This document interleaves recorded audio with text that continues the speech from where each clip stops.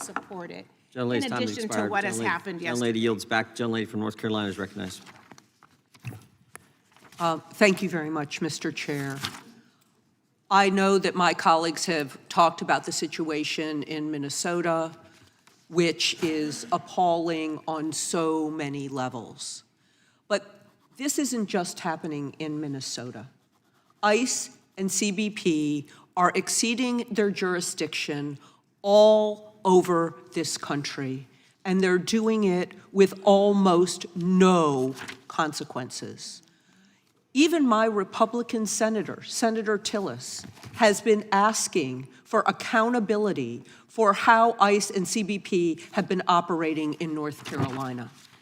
They have been picking up U.S. citizens, literally making them feel like they've been kidnapped.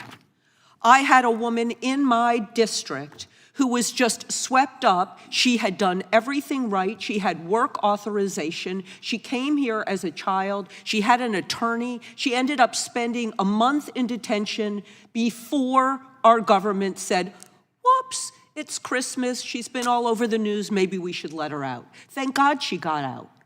But she should have never been picked up in the first place. And now, when our citizens are saying enough is enough, do what you said you were going to do. Go after violent criminals.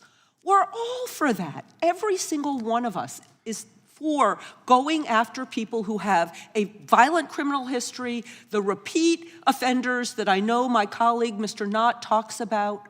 But we are not here to assault our citizens. And we are not here to allow the federal government to violate the rights of people who are protesting or may just be trying to turn their car around.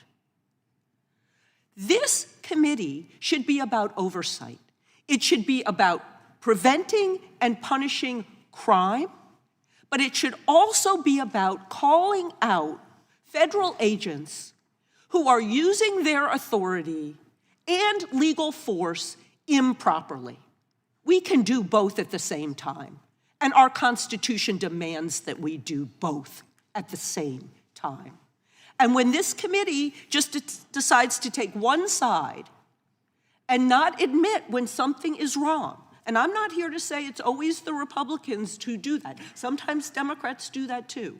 But we need to come together and say when enough is enough. And it's only getting worse. It is getting worse. Because this committee doesn't exercise that kind of oversight, the ranking member of the Immigration Subcommittee has had to have her own hearings. At our last hearing, we had more than 20 members, not members of this committee, show up and talk about abuses of ICE and CBP. We haven't had one hearing on that in this official committee. We haven't had one expression of even unpleasantness with that from the other side of the aisle. It is time that this committee does its job. I am so grateful that we actually have a ranking member who's not only doing her job, but the job of the whole committee. She is bringing this to light, and it has got to stop. And with that, I will yield my final minute to the ranking member of the Immigration Subcommittee. Thank you, Ms. Ross, and thank you for your kind comments, and thank you for all of the people on this committee and beyond who have come to those